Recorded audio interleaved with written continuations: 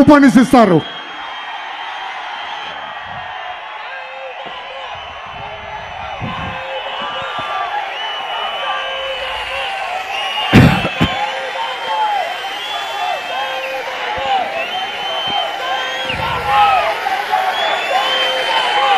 ఆపండి తమిళ్ళు.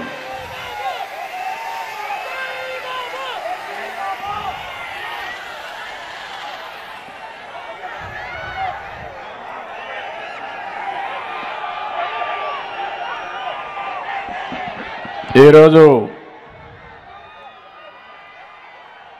జనవరి 18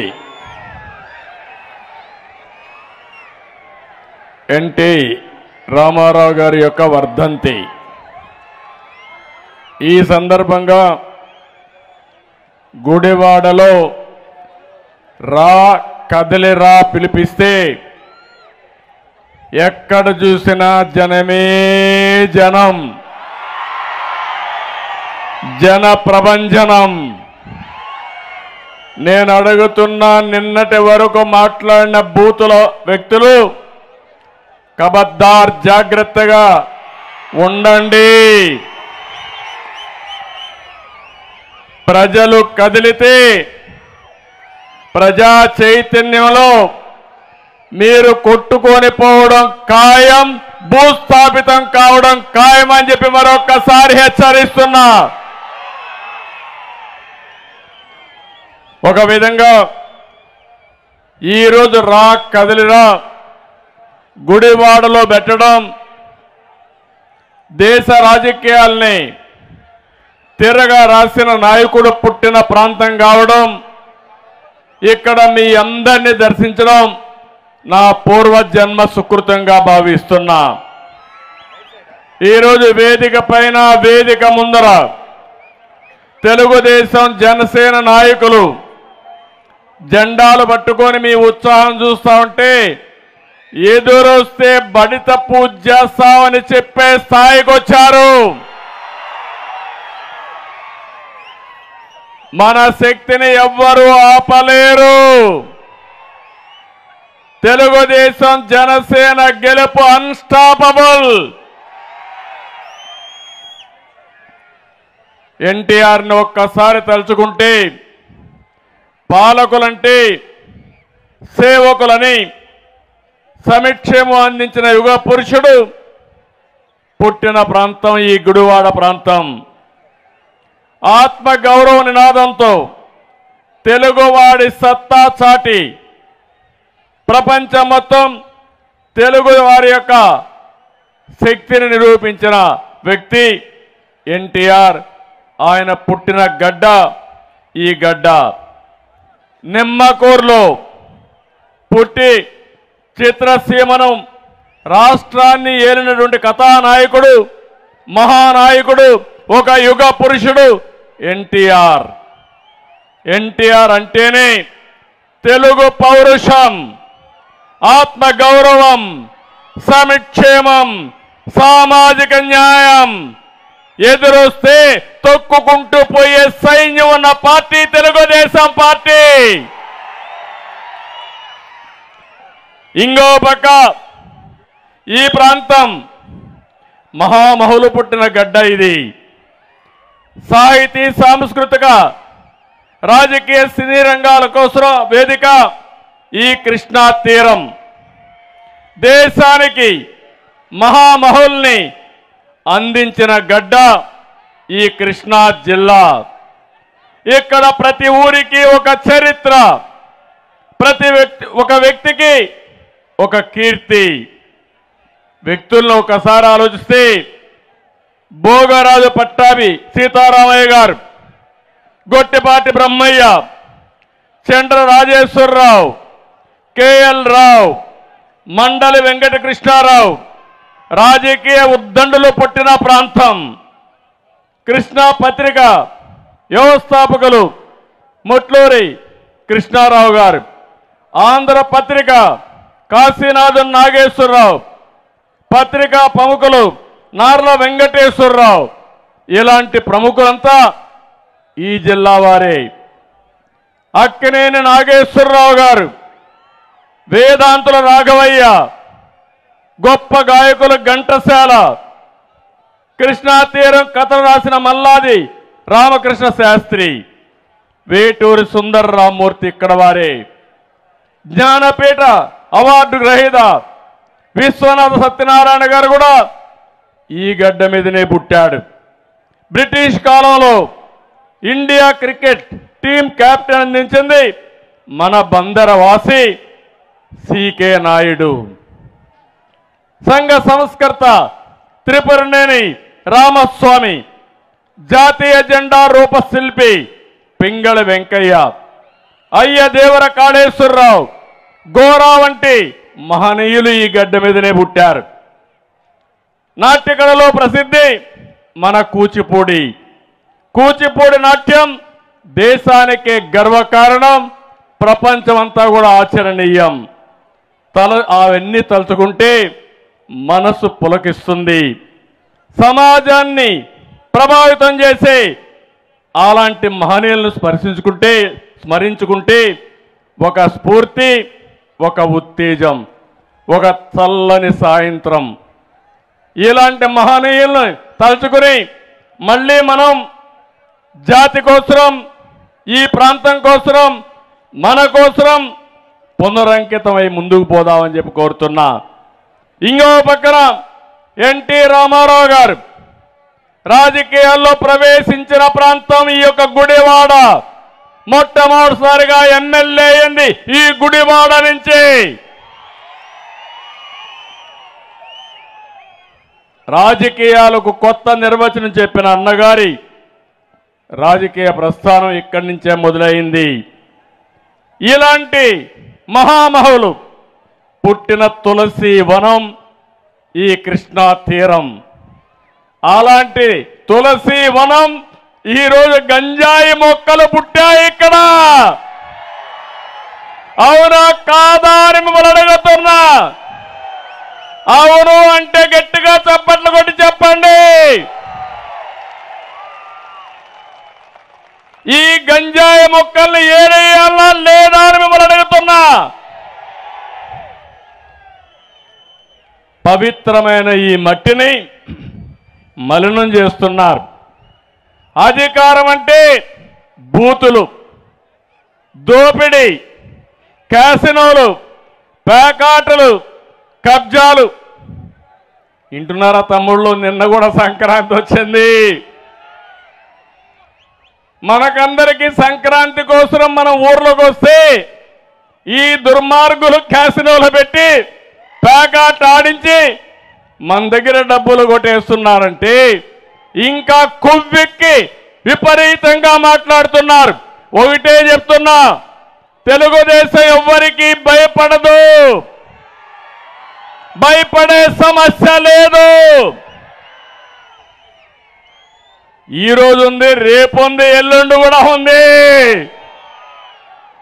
తొందరలో చెప్తాను మీ అందరి కథ. వదిలిపెట్టం, జాగ్రత్తగా ఉండమని హెచ్చరిస్తున్నా.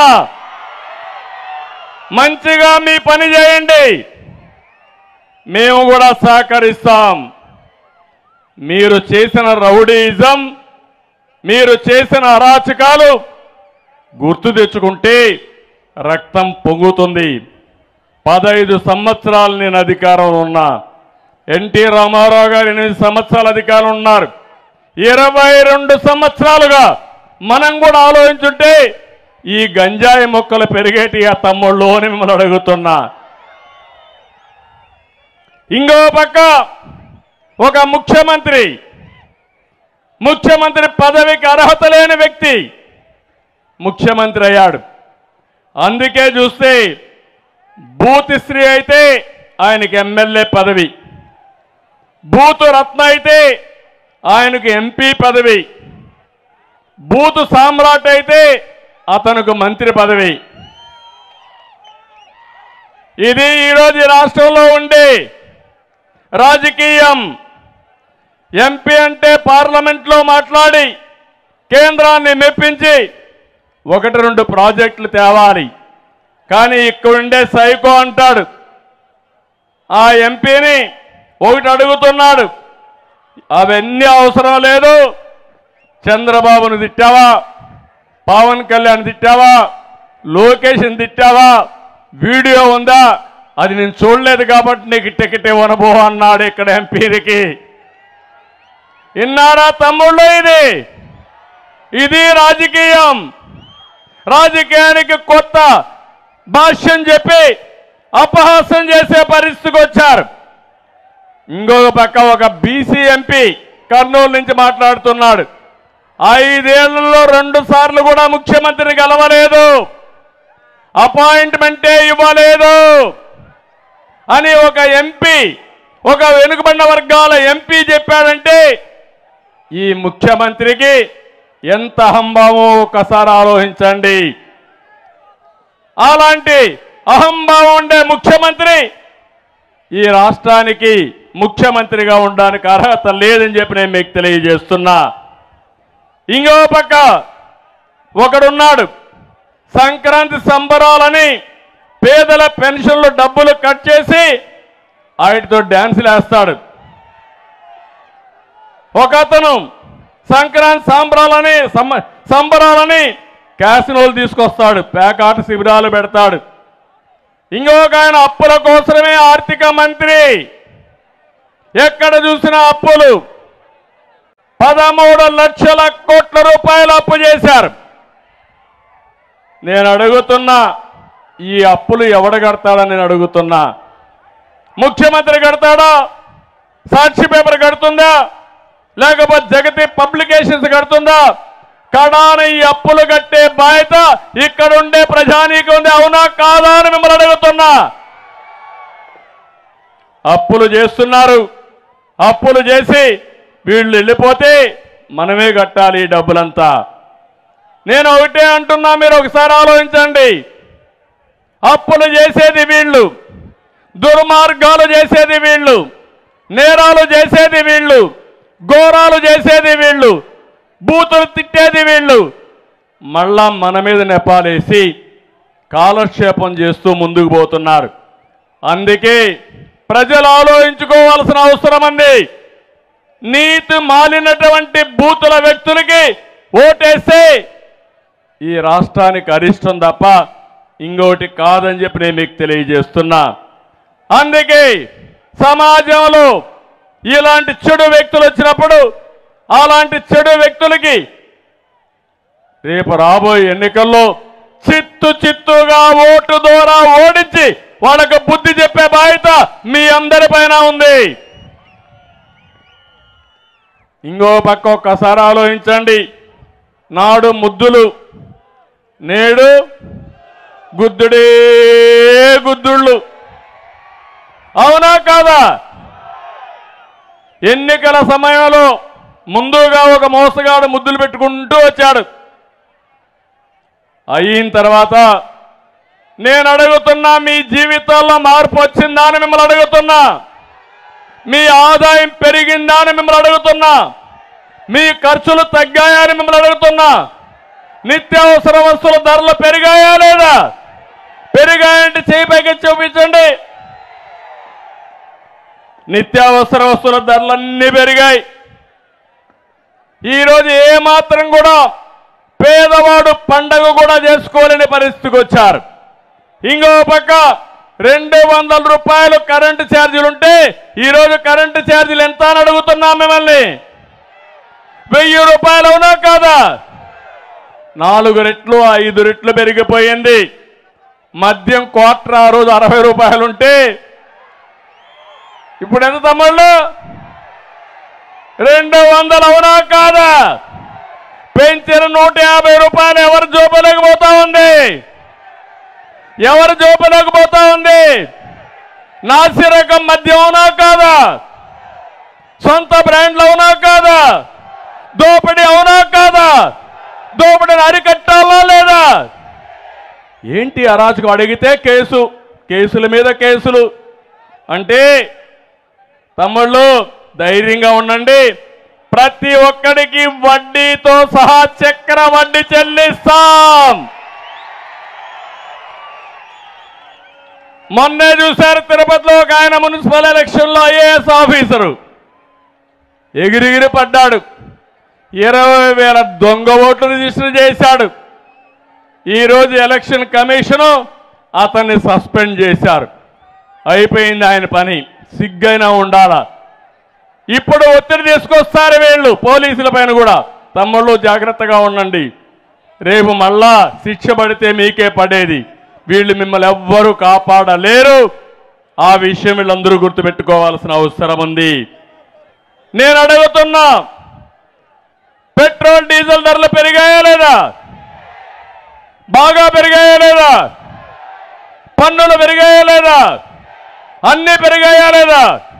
దీనివల్ల మీరు నష్టపోయారు, అవునా కాదా? అందరూ నష్టపోయారు. ఒక వర్గం కాదు, ఒక చిన్న కిళ్ళి కొట్టు పెట్టుకున్న వ్యక్తి, ఒక కూలి పని చేసుకునే వ్యక్తి, ఒక రైతు ఎవరైనా బాగున్నారా అని మిమ్మల్ని అడుగుతున్నా.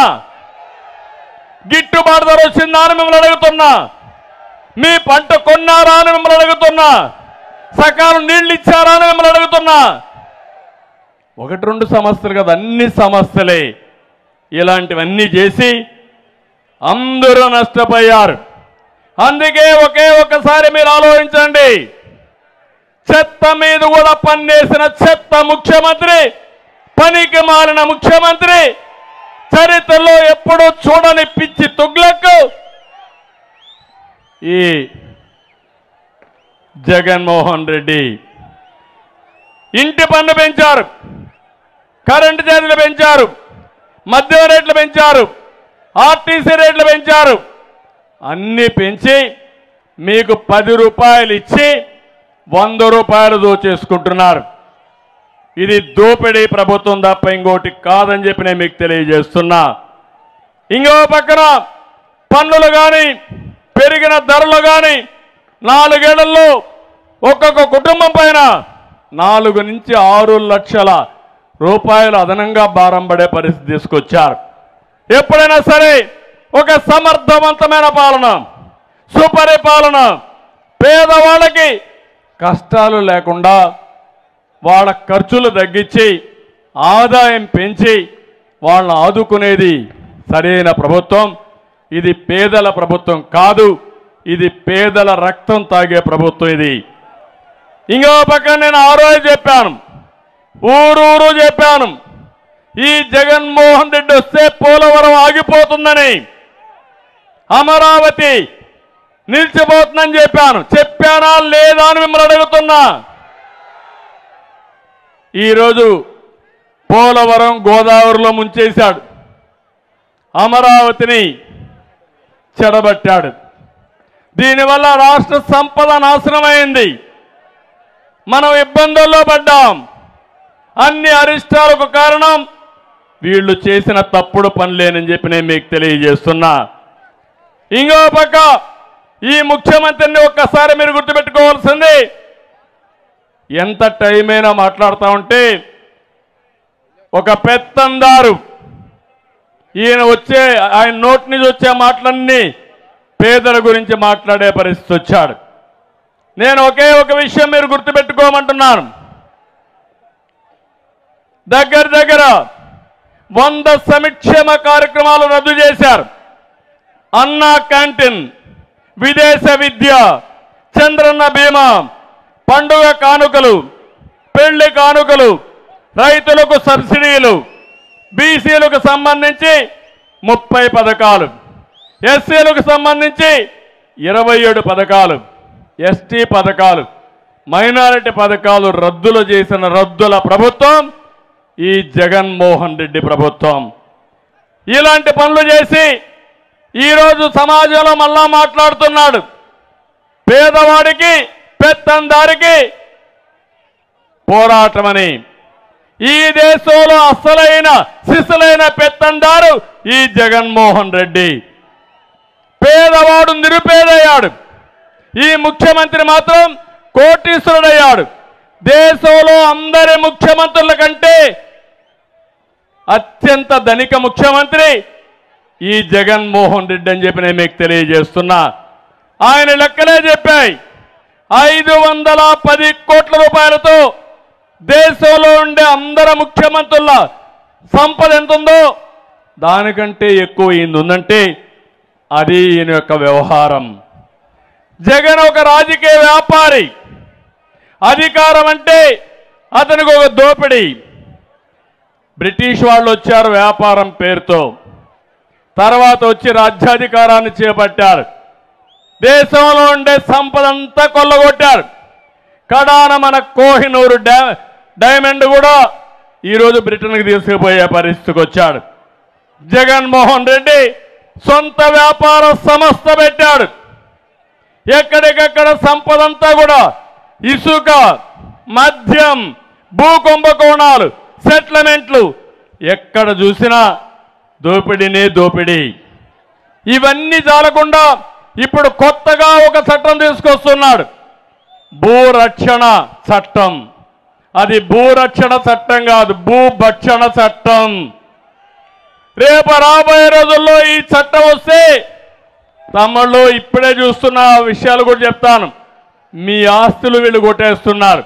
రేపు రాబోయే రోజుల్లో మీ భూమి మీది కాదు. ఇప్పుడు ఓట్ల దొంగలు పడ్డారు, రేపు భూముల దొంగలు పడతారు. మనకు అన్ని ఇబ్బందులు వస్తాయని చెప్పి కూడా నేను మీకు తెలియజేస్తున్నా. అందుకని నేను టోటల్గా చెప్తున్నా, ల్యాండ్ టైటిలింగ్ యాక్ట్, భూరక్షణ చట్టం తెలుగుదేశం వస్తానే రద్దు చేస్తాం, యథావిధిగా ముందుకు పోతామని మీ అందరికీ హామీ ఇస్తున్నా. దుర్మార్గుల చేతుల్లో టెక్నాలజీ ఉంటే అత్యంత ప్రమాదకరం. ఏమి బాధ లేదు. మీ భూమి పక్కన 22A అని ఒక్క లెటర్ రాస్తే ఇంకా నీ భూమి పని అయిపోయింది. ఇది గవర్నమెంట్ భూమి అయిపోతుంది ఒక్కదాంతోనే. దానిపైన నువ్వు అప్పీల్ కూడా పోవడానికి వీల్లేదు. నేరుగా హైకోర్టుకు పోవాలి. ఎంతమంది హైకోర్టుకు పోతారని అడుగుతున్నా. ఇలాంటి పనికి మాలిన పనులన్నీ చేసే పరిస్థితికి వచ్చారు. మళ్ళీ ఈరోజు మనం చూస్తున్నాం, మళ్ళా కొత్త డ్రామా వేస్తున్నాడు. నిన్న మొన్న మీరు చూశారు, మీ బిడ్డ అంటూ ఎన్నికల ప్రచారానికి వస్తున్నాడు. మీరు ఒకటే చెప్పాలి, నువ్వు మా బిడ్డ కాదు, రాష్ట్రానికి పట్టిన క్యాన్సర్ గడ్డ, మిమ్మల్ని వదిలించుకుంటామని చెప్పాలి. సినిమాల్లో పాత సినిమాల్లో చూసేవాడు నాగభూషణాన్ని, జ్ఞాపకం ఉందా మీకు? తడిగుడ్డతో గొంతులు కోసేవాడు. అలాంటి తడిగుడ్డతో గొంతులు కోసే రకం ఈ జగన్ అని చెప్పి కూడా నేను మీకు తెలియజేస్తున్నా. అన్ని కుట్రలే, అన్ని కుతంత్రాలే. చేసేది మాత్రం మీరు చూశారు. బాబాయ్ ఏమైంది? బాబాయ్ ఊ కిల్డ్ బాబాయ్. ఎన్ని డ్రామాలు జరిగాయి బాబాయ్ దీంట్లో. ఇప్పటికి కూడా అసలు వాళ్ళు అరెస్ట్ అయ్యారా అని నేను అడుగుతున్నా. అసలు వాళ్ళు అరెస్ట్ కారు. కడాన మీరు చూస్తే ఆయన కూతురు, ముఖ్యమంత్రి చెల్లెలు, ఆవిడ మీదనే కేసులు పెట్టారు.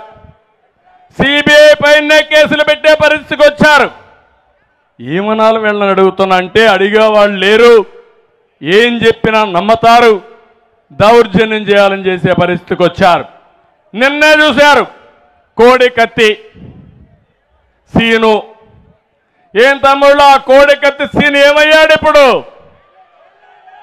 ఎన్నేళ్ళయింది? 5 సంవత్సరాలు. ఒక దళిత వ్యక్తి ముఖ్యమంత్రి ఆ రోజు చెప్పాడు, నేనేదో లైట్గా పొడిస్తే ముఖ్యమంత్రి అవుతాడని. ఆయన లైట్గా పొడిచానని ఆయన చెప్తే, కాదు నన్ను హత్యా ప్రయత్నం కోసం వచ్చాడని మన మీద నేరం వేయాలని ప్రయత్నం చేసి పాపం ఆ కోడికత్తి సీను జైల్లోనే ఉండిపోయే పరిస్థితికి వచ్చాడు. అంటే ఎలాంటి ప్రమాదకరమైన వ్యక్తో మీరు గుర్తుపెట్టుకోవాలి. ఒక వ్యక్తి యొక్క ప్రవర్తన ఏ విధంగా ఉంటుందో ఇలాంటి వాళ్ళని చూస్తే మనకు అర్థమవుతుందని చెప్పి కూడా నేను మీకు తెలియజేస్తున్నా. ఇంకో పక్క మీరు చూడండి, అందరం మనం ఆలోచిస్తాం, మన చెల్లెలకు కూడా వాటా ఇస్తామా లేదా? ఆస్తిలో అందరికీ హక్కు ఇస్తామా లేదా? ఆస్తిలో సమాన హక్కు తెచ్చినటువంటి వ్యక్తి ఎవరు? ఎన్టీ రామారావు గారు మొట్టమొదటిసారిగా మగబిడ్డ ఆడబిడ్డ సమానమే, ఆస్తిలో ఇద్దరికి సమాన హక్కు ఇవ్వాలని చట్టం తెచ్చిన ఒక మహానాయకుడు ఎన్టీ రామారావు గారని చెప్పి నేను మీకు తెలియజేస్తున్నా.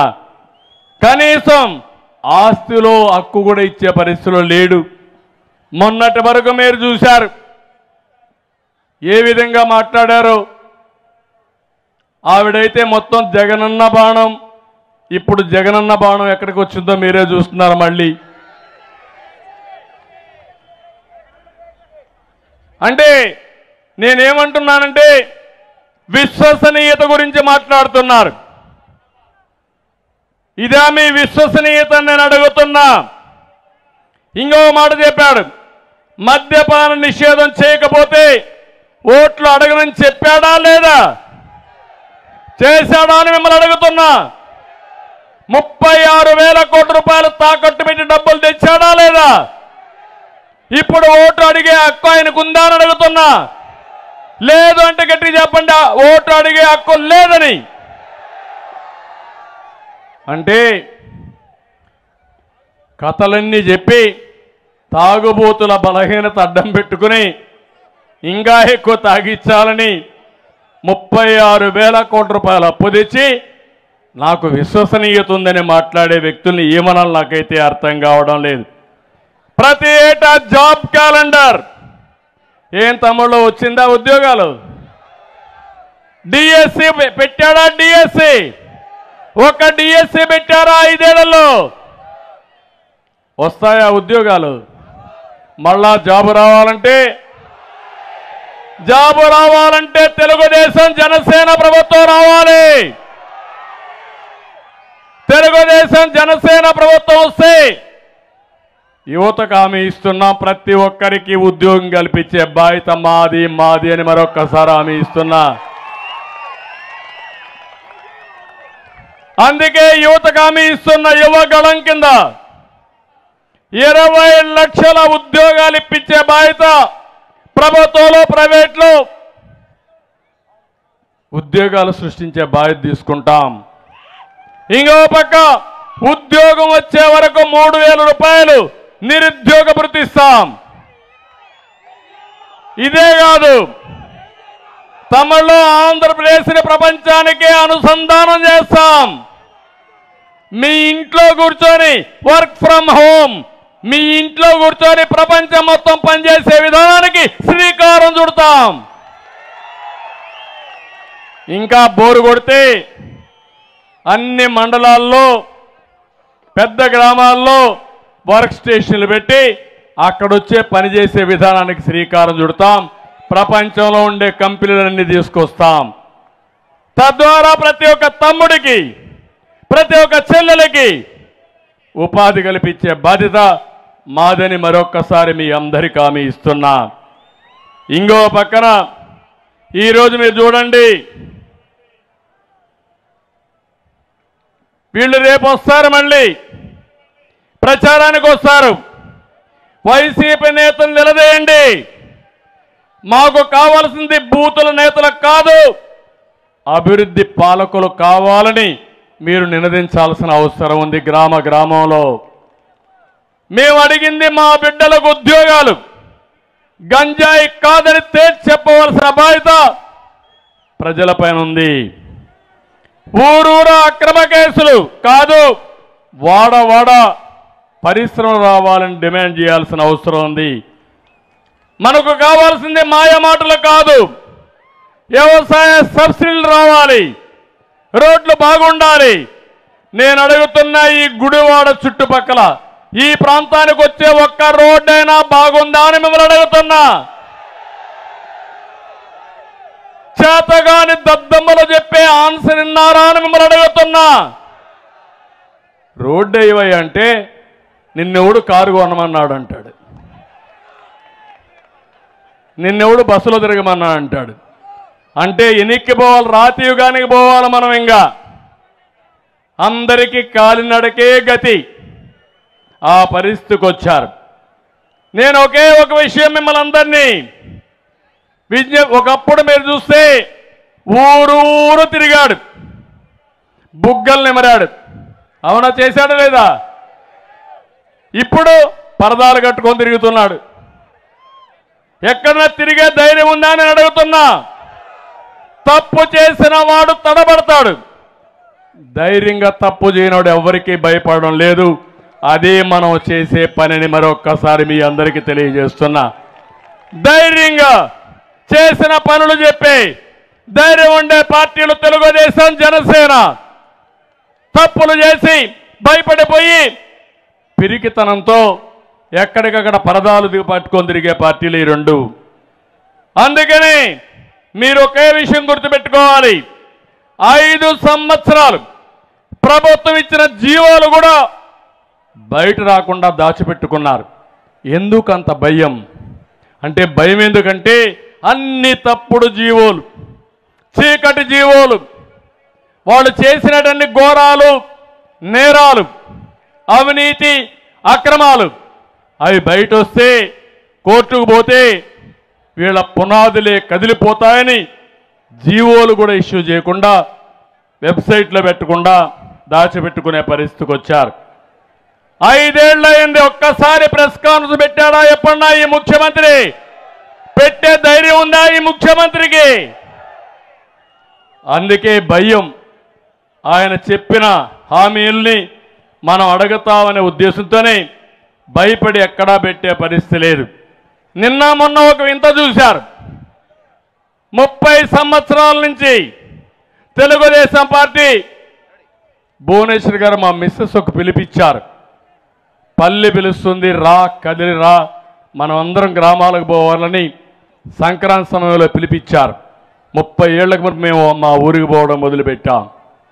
ప్రపంచంలో ఎక్కడ ఉన్నా తెలుగువాడు సంక్రాంతికి సొంత గ్రామానికి రావాలని ఒక స్ఫూర్తినివ్వడానికి పనిచేశాం. నిన్న మొన్న చూశారు, హైదరాబాద్ కదిలి నేరుగా సొంత గ్రామానికి వచ్చారు. రోడ్లు పట్ల, ట్రైన్స్ పట్ల బ్రహ్మాండంగా వచ్చారు. అది స్ఫూర్తి. కానీ ఇతను చేసిన పని ఏంటి? ఇంటి పక్కన ఒక దేవాలయం కట్టేశాడు ప్రభుత్వ డబ్బులతో. మనమందరం దేవుడి దగ్గరికి పోతాం, ఈయన మాత్రం దేవాలయం కట్టేశాడు. పక్కన మనం పల్లికి వస్తాం, ఈయన ప్యాలెస్లో పల్లి కట్టాడు. గొప్పవాడే కదా. ఇలాంటి వ్యక్తులు ఈయన సమాజానికి అవసరమా అని మిమ్మల్ని అడుగుతున్నా. ఏది చూసినా నటన, ఏది చూసినా బూటకం, ఏది కూడా ఒక పద్ధతి లేని రాజకీయం. అలాంటి వారి వల్ల ఏమీ లాభం లేదని చెప్పి కూడా నేను మీకు తెలియజేస్తున్నా. ఇదే గుడివాడలో నల్ల బెలూన్లు ఎగరేస్తే, నిరసన తెలియజేస్తే వాళ్ళే జైల్లో పెడతారా మీరు? మళ్ళీ చెప్తున్నా, రేపు శాశ్వతంగా నువ్వెక్కడొచ్చిన నల్ల జెండాలు, నల్ల బెలూన్లు ఎగరేస్తారు. ఏం చేస్తారని అడుగుతున్నా. ఏమీ చేయలేరు. తప్పుడు పనులు చేస్తే, తప్పుడు చేసిన పనులు చేసిన వ్యక్తుల్ని నిలబెట్టి బాధ్యత కానీ అధికారం కానీ మన రాజ్యాంగం మనకిచ్చింది. ఆ రాజ్యాంగాన్ని రాసింది అంబేద్కర్ గారు రాశారు తప్ప జగన్మోహన్ రెడ్డి కాదు, రాజారెడ్డి కాదని మీ అందరికీ విజ్ఞప్తి చేస్తున్నా. అంబేద్కర్ గారు రాసిన రాజ్యాంగాన్ని ఫాలో అవుతాం, హక్కుల కోసం పోరాడతాం, సాధిస్తాం, భయపడం. భయం అనేది తెలుగుదేశం పార్టీకి, జనసేనకి ఎవ్వరికీ లేదు అని మరొకసారి విజ్ఞప్తి చేస్తున్నా. అందుకే నేను కార్యక్రమం ఇచ్చాను. బాబు షూరిటీ, భవిష్యత్ గ్యారంటీ. సంపద సృష్టించడం తెలిసిన పార్టీ తెలుగుదేశం పార్టీ, అవునా కాదా? ప్రభుత్వ ఆదాయాన్ని లూటీ చేసే పార్టీ, అవునా కాదా? అందుకే నేను గ్యారంటీ ఇస్తున్నా మీ భవిష్యత్తుకి. ఇందులో మీరు చూస్తే ఆడబిడ్డ నిధి, ప్రతి ఒక్క ఆడబిడ్డకు నెలకు 1500 రూపాయలు. ఇంట్లో ఎంతమంది ఆడబిడ్డలున్నా ఆడబిడ్డ నిధి ఇచ్చే బాధ్యత తెలుగుదేశం పార్టీది. తెలుగుదేశమే డాక్రా సంఘాలు పెట్టాం, పొదుపు ఉద్యమం నేర్పించాం, రూపాయి పొదుపు చేస్తే రూపాయి ఇచ్చాం, మీకు నాయకత్వాన్ని నేర్పించాం. మళ్ళీ మహిళలందరినీ ఒక శక్తివంతమైన మహిళలుగా తయారు చేసే బాధ్యత తెలుగుదేశం పార్టీ తీసుకుంటామని నా ఆడబిడ్డలకు హామీ ఇస్తున్నా. ఇంకో పక్క తల్లికి వందనం. ఎంతమంది పిల్లలుంటే అంతమందికి 15,000 రూపాయలు ఇచ్చే కార్యక్రమానికి శ్రీకారం చుడతాం. చదివించడం మన బాధ్యత. పిల్లల కోసం పిల్లల్ని సరిగా చదివిస్తే ఆ పిల్లలే మనకు పెద్ద ఆస్తి. దీనికి కూడా ముందుకు పోతామని చెప్పి నేను మీకు తెలియజేస్తున్నా. ధరలు పెరిగాయి. దీపం పెట్టాను, గ్యాస్ సిలిండర్లు ఇచ్చాను.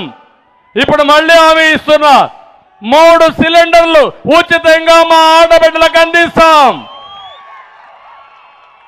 ఇంకో పక్క దర్జాగా ఆర్టీసీ బస్సుల్లో ఉచిత ప్రయాణ సౌకర్యం ఏర్పాటు చేస్తామని మా ఆడబిడ్డలందరికీ హామీ ఇస్తున్నా.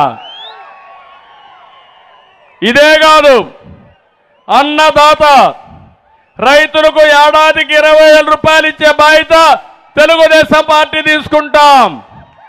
అక్వా కల్చర్ అభివృద్ధి చేస్తాం. యూనిట్కి కరెంటు ₹1.50 ఇస్తాం. జోన్ పద్ధతులు తీసేస్తాం. ఇక్కడ కూడా నందివాడ, కృష్ణా జిల్లాలో అక్వాకల్చర్ బ్రహ్మాండంగా అభివృద్ధి అవుతుంది. ఒకప్పుడు అభివృద్ధి చేశాం. మళ్ళీ ఈ ప్రాంతంలో అక్వాకల్చర్కి ప్రాధాన్యత ఇచ్చి రైతును ఆదుకునే బాధ్యత తెలుగుదేశం పార్టీది. ఈ క్రాప్ అనే పద్ధతి పెట్టి 1,650 రూపాయలు గిట్టుబాటు ధర ఇవ్వాల్సి వస్తే 1,000 రూపాయలు కూడా ఇవ్వకుండా, ఇంకో పక్క కొనకుండా దళారులకు వదిలిపెట్టి దోపిడీ చేపించారు ఈ ప్రభుత్వం. వాళ్ళందరికీ హామీ ఇస్తున్నాం, మళ్ళా గిట్టుబాటు ధర ఇస్తాం. రెగ్యులర్గా టైం ప్రకారం మీకు పేమెంట్లు ఇచ్చే బాధ్యత తెలుగుదేశం పార్టీ తీసుకుంటామని ఒకసారి హామీ ఇస్తున్నా. రైతు రాజ్యం వస్తుంది. రైతే రాజు. రాబోయేది రైతు ప్రభుత్వం. ఆ ప్రభుత్వంలో మిమ్మల్ని ఆదుకునే పార్టీ తెలుగుదేశం పార్టీ, జనసేన. ఎవ్వరికి అనుమానం అవసరం లేదు. రైతులందరూ కూడా ఆలోచించి ముందుకు రావాల్సిందిగా నేను మిమ్మల్ని కోరుతున్నా. ఇంకో పక్కన ఈరోజు మీరందరూ గుర్తుపెట్టుకోవాలి, ప్రతి ఒక్క ఇంటికి మంచినీళ్ళు ఇస్తాం. కొళ్ళాయిలు పెట్టి ప్రొటెక్టెడ్ వాటర్ ప్రతి ఒక్క ఇంటికి ఇచ్చే బాధ్యత తీసుకుంటాం. ఇదే కాకుండా తెలుగుదేశం పార్టీకి వెన్నెముక వెనుకబడిన వర్గాలు 140 కులాలున్నాయి. అందరికీ హామీ ఇస్తున్నా, సబ్ ప్లాన్ తీసుకొస్తాం.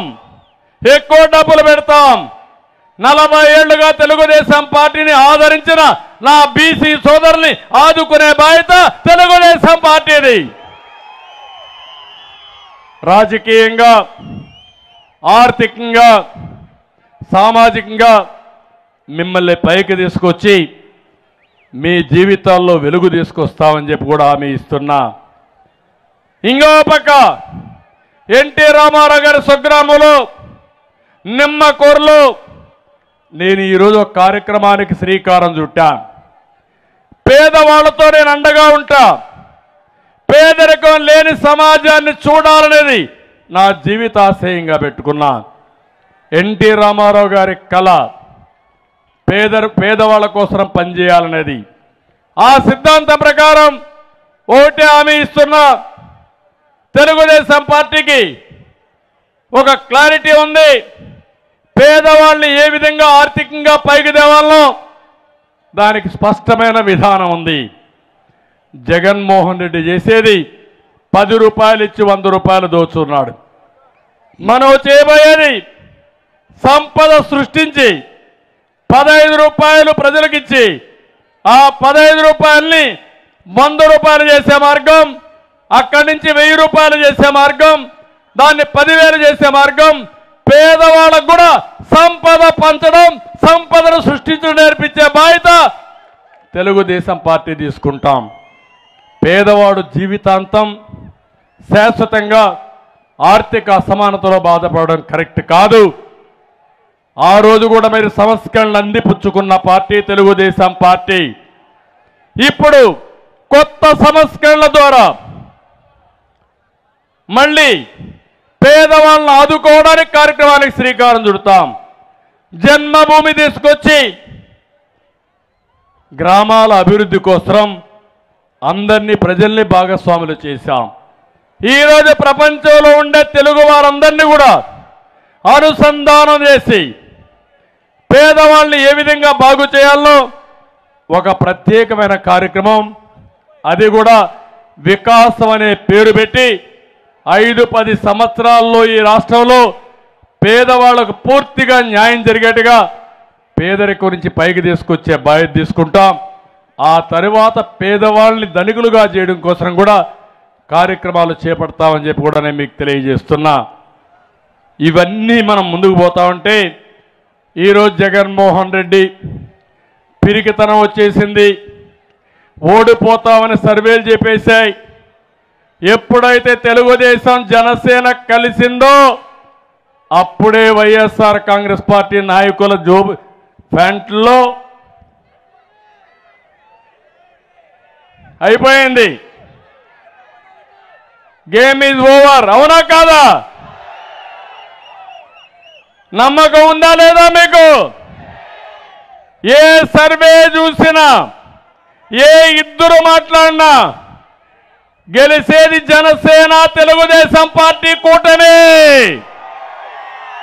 అవునా కాదా? అది చూసిన తర్వాత జగన్మోహన్ రెడ్డికి నిద్ర రావడంలా. నిద్ర రాకుండా ఈ మధ్య మీరు చూస్తే 90 మంది ఎమ్మెల్యేలు మార్చేస్తానంటున్నాడు. ఆ మార్పు మామూలు కాదు. ఇక్కడ చెత్త అక్కడికి, అక్కడ చెత్త ఇక్కడికి, ఇక్కడ చెత్త ఇంకొకటి ఇక్కడికి. చెత్త చెత్తే కదా. చెత్త మారిస్తే ఏమవుతుంది? ఎప్పుడన్నా రాజకీయాల్లో ట్రాన్స్ఫర్లు చూసారా మీరు? ప్రజాప్రతినిధులు మార్చారా ఎప్పుడన్నా? ప్రజాప్రతినిధి అనేది ఒక పవిత్రమైన బాధ్యత. ప్రజలకు మంచి చేయడం వీళ్ళందరి బాధ్యత. అలాంటి వ్యక్తుల్ని ఈరోజు ఇష్టానుసారంగా మార్చి ప్రజల్ని మోసం చేయాలనుకుంటున్నాడు. నేను ఒకటే చెప్తున్నా, మీరు 175 మార్చినా మీరు గెలిచేది లేదు. మొన్నటి వరకు మేమే గెలుస్తాం, వైకాంట్ 175 అని మాట్లాడారు.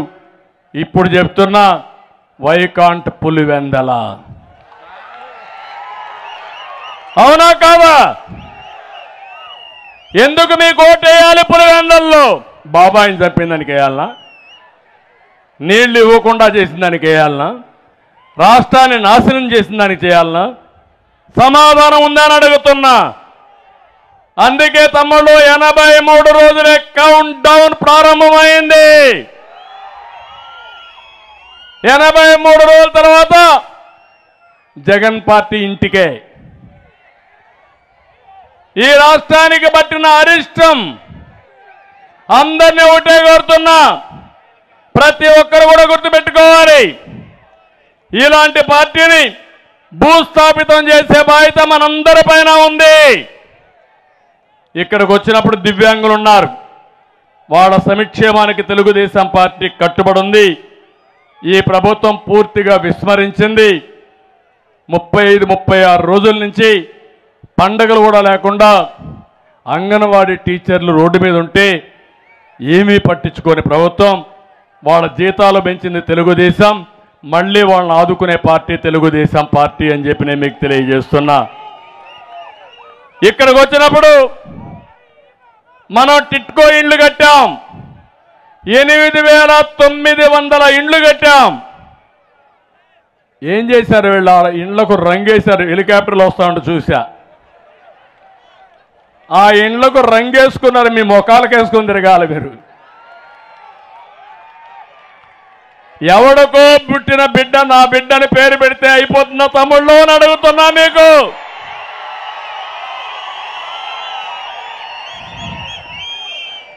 నేను అడుగుతున్నా మిమ్మల్ని అందరినీ, ఆ ఇళ్ళు కట్టింది మనం అవునా కాదా అని మిమ్మల్ని అడుగుతున్నా. పేదవాడికి కూడా ఆస్తి ఉండాలని, ఇల్లు అనేది ఒక ఆస్తిని, మిడిల్ క్లాస్ ఎట్టయితే ఉంటారో, ఒక గేటెడ్ కమ్యూనిటీలో ఏ విధంగా అయితే ఉంటారో ఆ విధంగా వాళ్ళకి ఇంటి వసతి ఇవ్వాలని అలాంటి ఇండ్లు నిర్మాణం చేసిన పార్టీ తెలుగుదేశం పార్టీ. 90% పూర్తి చేశాం. 10% చేయలేకపోయారు మీరు. 10% టిట్కో ఇండ్లు పూర్తి చేయని వాళ్ళు 3 రాజధానులు కడతారంట. కడతారా తమ్ముళ్ళు? 3 రాజధానులు. 3 రాజధానులు కాదు, మిమ్మల్ని తొందరలోనే భూస్థాపితం చేసే పరిస్థితికి వస్తారు. గుడివాడ పామర్రు ప్రధాన రహదారి ప్రమాదం జరిగిన రోజు ఏదైనా ఉందా? పేపర్లో రాని రోజు ఏదైనా ఉందా? ఆ రోడ్డు ఏమైనా చేశారా అని వీళ్ళు అడుగుతున్నా. నేను ఒకటే చెప్తున్నా, దీన్ని పూర్తి చేసే బాధ్యత తెలుగుదేశం పార్టీ తీసుకుంటుంది. తప్పకుండా పూర్తి చేస్తాం. రైల్వే ట్రాక్ పై ఫ్లైఓవర్ పనులు జరుగుతున్నాయా? దాన్ని కూడా ఫాస్ట్ ట్రాక్ లో పెడతాం. మణికొండ గుడివాడ వరకు రహదారిని 4 లేన్ రోడ్డుగా మార్చే బాధ్యత మనం తీసుకుందాం. అవనిగడ్డ కోడూరు రహదారి మరమ్మతులకు 30 కోట్లు ఇస్తానని ఇచ్చాడా? వచ్చిందా? మళ్ళీ అది కూడా మనమే ఇవ్వాలి. తెలుగుదేశం పార్టీ హయాంలో స్టేడియం కోసం 13 కోట్లు ఇచ్చాం. ఇండోర్ స్టేడియంకి 5 కోట్లు ఇచ్చాం. ఇవి కూడా పూర్తిగా నిలిపేసే పని చేశారు. అవన్నీ కూడా పూర్తి చేస్తాం. ఇక్కడుండే ఎమ్మెల్యే అభివృద్ధి నిల్లు, అవినీతి ఫుల్లు. అవునా కాదా? నోరు తెరిస్తే బూతులు తప్ప అది నోరా లేకపోతే డ్రైనేజో నాకైతే అర్థం కావడంలా. అది నోరు కాదు, మురిక్కాలవ. ఎంత పెనాయిలేసి వాష్ చేసినా మురిక్కాలవే. అంటే నోరు బారేసుకుంటే పెద్ద నాయకులు అయిపోతాం అనుకుంటున్నారు. నా దగ్గర ఓనుమానాలు నేర్చుకుని నాకే పాఠాలు చెప్పే పరిస్థితికి వస్తున్నారు. చూపిస్తా.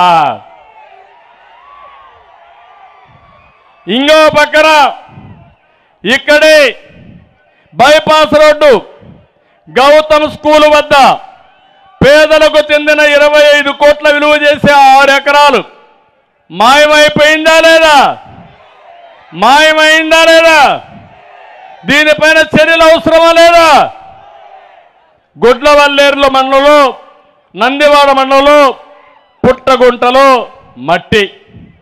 మట్టికి రెక్కలు వచ్చాయి. పెద్ద పెద్ద మాఫియాలు వచ్చారు. దాంట్లో కూడా దోచేసే పరిస్థితికి వచ్చారు. అడ్డు లేదు, ఆపోలేదు. ఎమ్మెల్యే వేధింపులతో అతను అనుచరుడే వంకా విజయ్ ఏమయ్యాడు తమ్ముడు? ఆత్మహత్య చేసుకున్నాడా లేదా? రైలు కింద పడి వీళ్ళ భయంకరమైన టార్చర్ తట్టుకోలేక తమ్ముడు ఉండండి, బతకలేక ఎక్కడికక్కడ ఆత్మహత్యలు చేసుకునే పరిస్థితికి వచ్చాడు. గుడివాడలో వైశ్య వర్గానికి చెందిన పెదమల్ల ఆంజనేయులకి చెందిన షాపింగ్ కాంప్లెక్స్ ఎమ్మెల్యే మనుషులు బలవంతంగా రాయించుకోవడంతో మనస్తాపంతో ఆయన ఆత్మహత్య చేసుకున్నాడు. మనం టిట్కో ఇళ్లు కట్టాం, రోడ్లు వేసాం, బిల్డింగ్లు కట్టాం, సాగునీరు తెచ్చాం. వీళ్ళు గంజాయి, పేకాట, క్యాసినోలు, హింస, ఎక్కడికక్కడ రౌడీజం ఇవన్నీ తీసుకొచ్చారు. ఎప్పుడు కూడా గుడివాడ మంచికి మారు పేరు, చరిత్ర సృష్టించిన యుగ పురుషులు పుట్టిన ప్రాంతం ఇది. అలాంటి ప్రాంతంలో ఇలాంటి వ్యక్తులు వస్తే ఏ విధంగా ప్రజలు మనల్ని అర్థం చేసుకుంటారో గుర్తుపెట్టుకోవాలి. ఈ గుడివాడలో ఉండే ప్రజలందరికీ పిలిపిస్తున్నా, మీకు ప్రధాన సమస్య ఎమ్మెల్యేనే ఇక్కడ. అలాంటి ఎమ్మెల్యేని చిత్తుగా ఓడించి రాబోయే రోజుల్లో ఈ గుడివాడ ప్రక్షాళన చేసే బాధ్యత మీ పైన ఉందని చెప్పి నేను మీకు తెలియజేస్తున్నా. ఇక్కడే కొడాలి చెప్తున్నా, పిచ్చ ఆటలు వేయద్దు. నోరుందని పారేసుకోవద్దు. నీకు నోరుందని పారేసుకుంటే భవిష్యత్తులో జరిగే పరిణామాలు కూడా చాలా తీవ్రంగా ఉంటాయని హెచ్చరిస్తున్నా. తెలుగుదేశం పార్టీ ఎవరి జోలుకు రాదు. ప్రజాస్వామ్యాన్ని కాపాడాలన్నా, మనల్ని కాపాడుకోవాలన్నా ఏదైనా సరే ఎదిరించే శక్తి సామర్థ్యం ఉండే పార్టీ తెలుగుదేశం పార్టీ. ఇక్కడే రావి వెంకటేశ్వరరావు గారు మాజీ ఎమ్మెల్యే ఉన్నారు.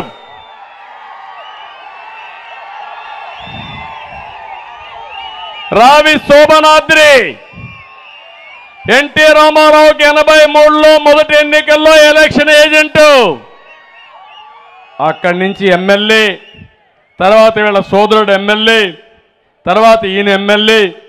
కానీ మొన్న కూడా సీట్ ఇవ్వకపోయినా ఈసారి మళ్ళీ కాదు, ఈసారి మనం రామును పెడదామంటే గెలిపే ప్రధానంగా ఒప్పుకున్న వ్యక్తి రావి వెంకటేశ్వరరావు.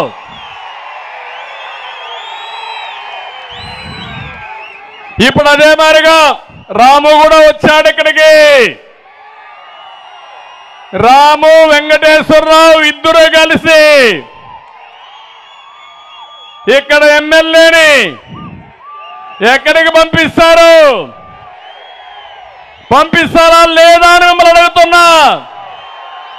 చేస్తామని గట్టిగా చెప్పండి, కూడా చెప్పండి. ఇక్కడుండి జనసేన తెలుగుదేశం పార్టీ నాయకులకి కార్యకర్తలకు పిలిపిస్తున్నాం. అహంభావంతో విర్రవీగే వ్యక్తుల్ని చిత్తుగా ఓడించడం కాదు, చరిత్రహీనులుగా కాలగర్భంలో కలిసిపోయేట్టుగా చేయాల్సిన బాధ్యత మీ అందరిపైన ఉందని చెప్పి నేను మీకు తెలియజేస్తున్నా. ఇప్పుడు నేను చెప్పిన మాటలు ప్రతి ఒక్క ఇంటికి మీరు తీసుకెళ్ళాలి. ప్రతి ఒక్క వ్యక్తి తలుపు తట్టే పరిస్థితి మీరు ఉండాలి. ఇది నా కోసరం కాదు, పవన్ కళ్యాణ్ కోసరం కాదు, తెలుగుదేశానికి కాదు, జనసేనకు కాదు, ప్రజాహితం కోసరం, మీ అందరి భవిష్యత్తు కోసరం, భావితరాల భవిష్యత్తు కోసరం అని చెప్పి నేను మీకు తెలియజేస్తున్నా. అందుకే పిలిపించారు, రా కదలి రాని. ఈ పిలుపు ఒక ప్రభంజనంగా మారాలని మరొక్కసారి కోరుకుంటున్నా. ఇక్కడ బూతుల మంత్రి ఉంటే బందర్లో నీతుల మంత్రి ఉన్నాడు. ఏమి కాంబినేషన్ అయ్యా, బ్రహ్మాండమైన కాంబినేషన్. పవన్ తిట్టేదాన్ని తిడితేనే ఆయనకు మంత్రి పదవి, పవన్ కళ్యాణ్ తిట్టడానికి ఒక మంత్రి, అది కూడా ఆ సొంత సామాజిక వర్గంలోనే ఉండాలా. ఇంకో పక్క ఆయన రోజు అన్నం తింటాడా భూములు తింటాడో నాకు తెలియదు. స్థలం కనిపిస్తే మింగేస్తాడు. అక్రమార్జనలతో జగన్ కంటే గొప్పవాడు కావాలని లక్ష్యం పెట్టుకున్నాడు. తమ్మన వారి సత్రానికి చెందిన 1000 గజాలు ఆక్రమించుకున్నాడు. బైపాస్ రోడ్డు కోట జయరాం పేరుతో 1.5 ఎకరాలు ఆక్రమణ చేశాడు. బైపాస్ రోడ్లో రంగనాయక స్వామి గుడి స్థలం కబ్జా చేశాడు. వినాయక నగర్ ఆర్టీసీ కాలనీలో 200 గజాలు పార్క్ స్థలం కూడా ఆక్రమించుకున్నాడు. కృత్తివెన్నులో 300 ఎకరాలు బినామీ పేరుతో కొన్నాడు. ఎక్కడ చూసినా భూ కబ్జాలు, భూములు. ఎప్పుడో అవ్వాల్సిన పోర్ట్ని రివర్స్ గేర్లో పెట్టి మళ్ళీ ఇప్పుడేదో నాటకాలు ఆడుతున్నారు. నేనుంటే ఎప్పుడో బందరు పోర్టు పూర్తయ్యేది. మళ్ళీ ఆ బందరు పోర్టు పూర్తి కావాలంటే తెలుగుదేశం పార్టీకే సాధ్యం. ఇప్పుడు అక్కడ అయిపోయింది. అందుకే ఆయన పని అయిపోయిందని సుపుత్రుని తెచ్చాడు. కానీ ఎవ్వరు ఏమీ చేయలేరు. మన కొల్లు రవీంద్ర ఉన్నాడు, ఆయన చూసుకుంటాడు. ఇంకో పక్క జోగి, నిన్నటి దాకా పెడను పీడించిన రోగితను ఇప్పుడు ఈ చెత్తను పక్కనేశారు, పెనంలోకేశారు. నా ఇంటి పైన దాడి చేస్తే ఇతనికి మంత్రి పదవి ఇచ్చారు. ఇప్పుడు ఇతను చీటీ పెడంలో చిరిగింది. పెనమలూరు మాకొద్దని ఈ దరిద్రం అనే పరిస్థితికి వచ్చారు.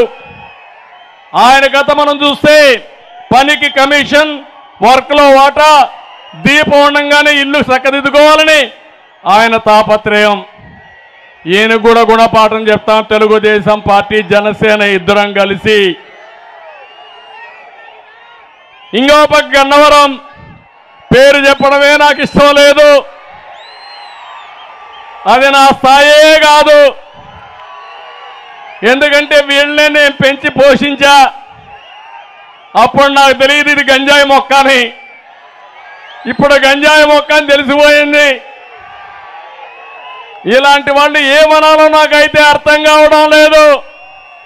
తిడతారు, పడుతున్నా. నా కోసరం కాదు, నన్ను నమ్ముకున్న 5 కోట్ల ప్రజల కోసం ఈరోజు నేను పడుతున్నాను తప్ప లేకపోతే వీళ్ళ లెక్క కూడా లేదు మనకు. అలాంటి వ్యక్తులు వీళ్ళు.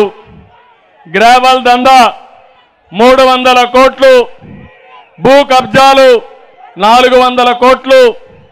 ఇది వీళ్ళ కండ కావరం. ఇది వీళ్ళకు ఉండే ధీమా. డబ్బులుంది ఏమైనా చేస్తామని ధీమాతో ఉన్నారు.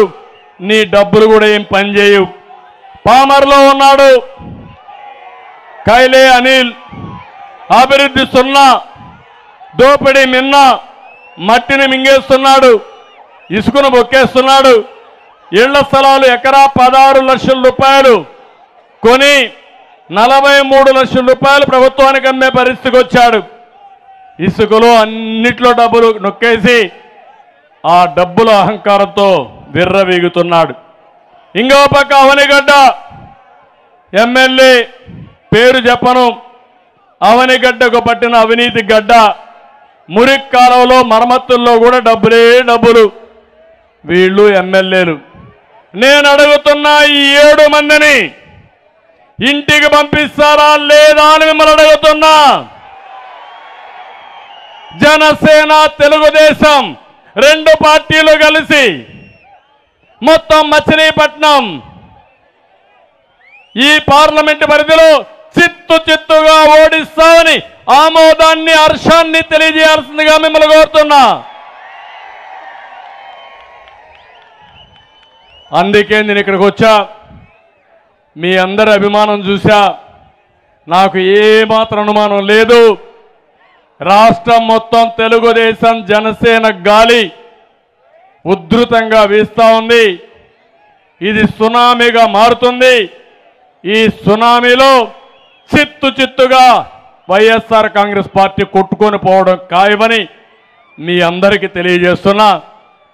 చాలా సాటిస్ఫాక్షన్తో ఉన్నా.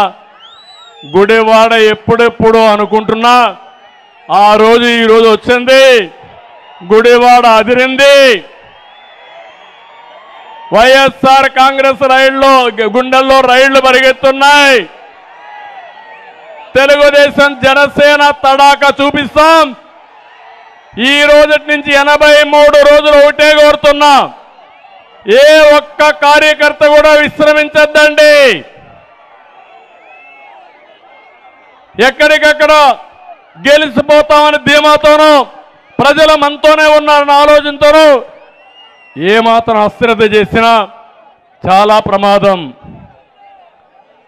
ప్రతిరోజు కూడా 83 రోజులు మీరు పనిచేయండి,